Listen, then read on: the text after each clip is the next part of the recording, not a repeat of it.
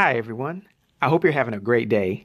In this video, I'm going to be covering Thomas Wayne, who is the father of Bruce Wayne, who we all know and love as Batman.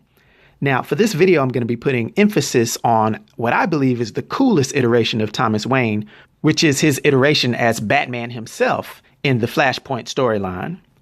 Now, Thomas Wayne debuted in Detective Comics Volume 1, issue number 33 in November of 1939. And his current version debuted in Batman Volume 2, issue number 9 in July of 2012. He stands 6 feet 2 inches tall and weighs 210 pounds. He has blue eyes and black hair. Thomas Wayne was a power broker of Gotham City and was one of the city's elites so far as business and politics. He was also very charitable and intelligent with an eye for philanthropy. He was a very skilled surgeon and was a loving husband to his wife Martha and a loving dad to his son Bruce. Thomas was also the heir to the Wayne family fortune. He was the latest member of a proud dynasty, including one of the city's most influential figures, Alan Wayne, that dated back to the founding of Gotham City itself.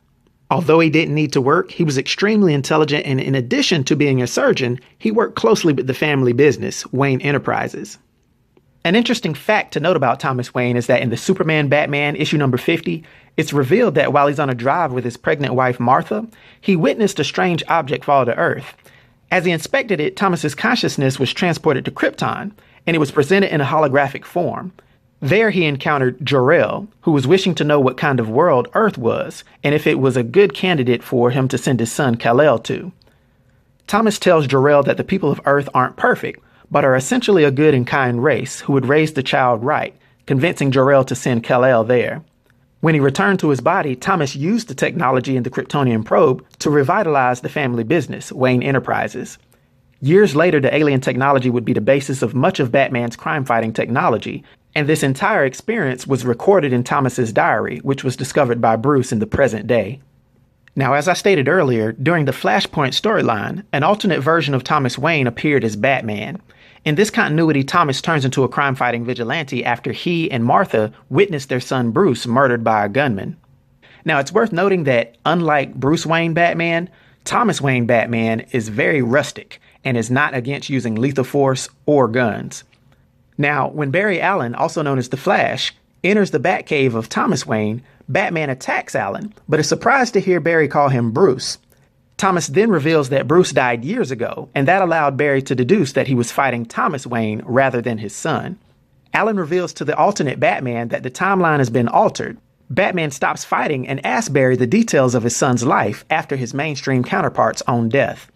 Willing to change history and ready to sacrifice his own life to restore his son's, Batman helps Barry build a device to recreate the accident that gave Barry his speed powers.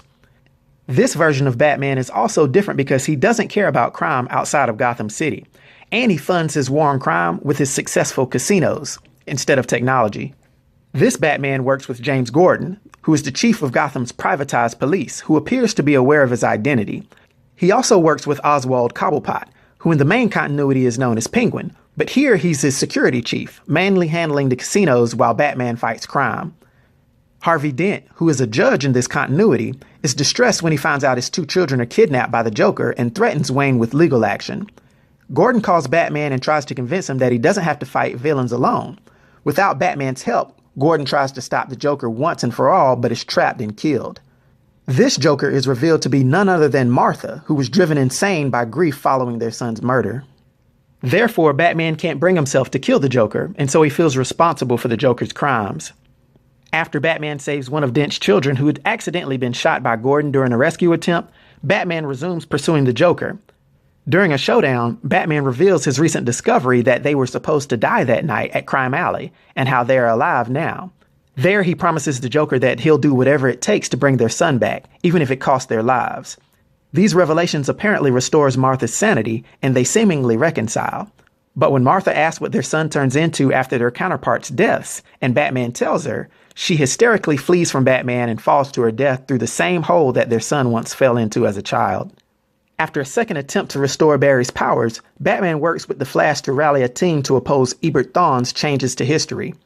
Batman contacts Cyborg for help in tracking down the government branch Project Superman, only to be disappointed at Kal-El's frail appearance.